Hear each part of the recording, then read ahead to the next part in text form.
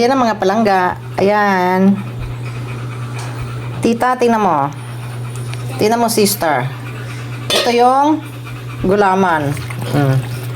Hiniwa-hiwa ko na yan. Depende sa ano. Pero para kasi sa akin maganda yung black na gulaman. Pagkatapos, ito naman ay rice flour. Yan, ginawa ko siyang bilog-bilog.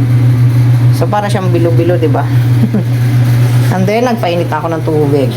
Sinini pala ng painit ng tubig. Yan. So, lalagay na natin ang milk. Pwede din naman kasi na ilalaga mo lang kasi 'di ba sa iyo pan dessert 'yan. So, pwede mong pag-iwa-hiwalayin, huwag mo siya lalagyan ng gatas. Maggawa ka na lang ng pinaka-sauce niya. Pero okay, pagsasabay-sabay ko 'yan, ganyan. Kasi para isahang luto lang tapos palalamigin. Pero may mangga yan na ano. Meron pa yung mangga sa pinaka-toppings. Hiwa-hiwain mo din yung mangga na maliliit. Manggang hinog. Ayan. So, mainit na yan, diba? Ilalagay ganyan isa-isa.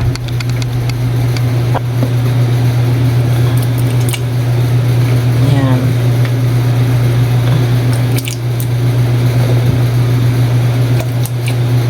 Hinuhulog ko na lahat. Ayan mga palangga. Ayan, sige. And then sugar.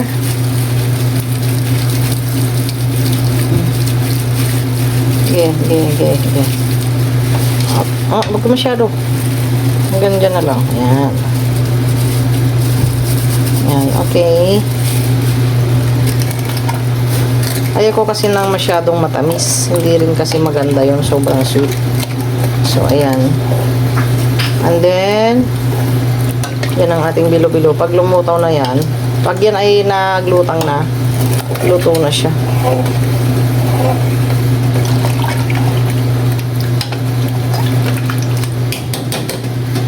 So, dessert. Yan mga palangga. Dessert. And then, masabaw lang ating vanilla. Ayan.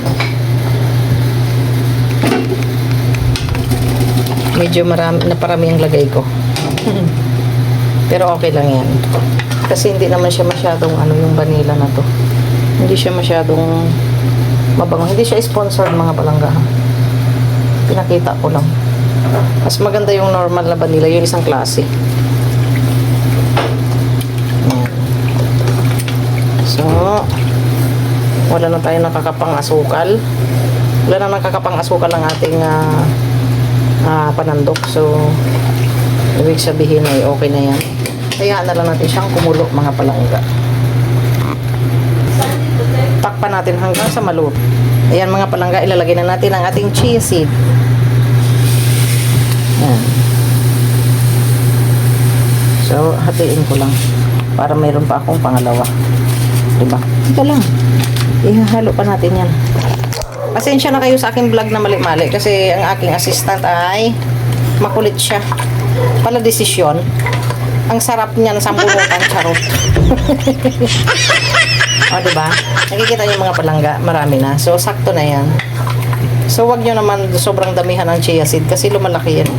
So, hayaan natin siyang kumulo. Takpan ulit. So, bukas, gagawa ko ng mango. I-slice ko to ng maliliit. Tapos, ito. Kasi hindi siya pwedeng isama doon dahil mainit yun. So, bukas na pag malamig siya. So, papakita ko rin sa inyo kung anong kalalabasan bukas, mga palangga.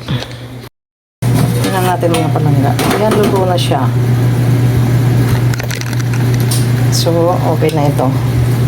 Lalagay ko na ito sa aming ref. I-rest ko ito magdamag.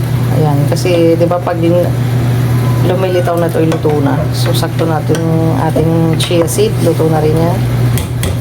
So, abangan bukas ang susunod na kabanata.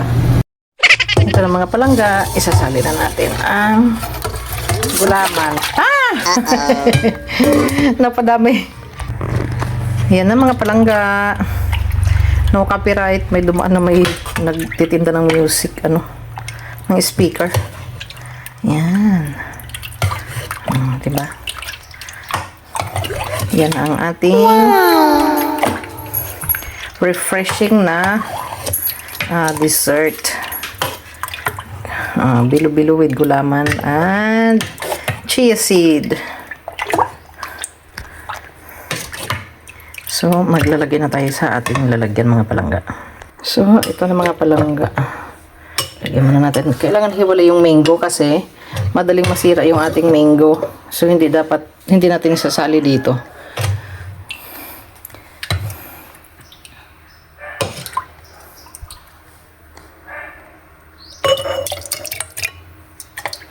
Kikita nyo yung ating chia seed mga palangga. Healthy kasi ang chia seed. So, I think sa mga resto, ito ay patok ito.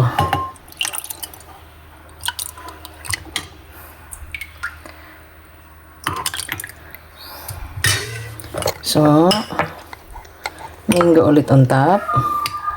Yan mga palangga. So, it's done ang ating refreshing na bilo-bilo with mango and then chia seed and gulaman. So, depende na yan sa inyong gusto mga palangga kung anong taste ang gusto nyo. Thank you for watching. Please follow, like, and share and subscribe my channel, Durang Layas. Hope you like it at lagi nyo akong samahan sa aking pag-i-experiment ng yummy dessert. Thank you for watching. Bye-bye. God bless you all.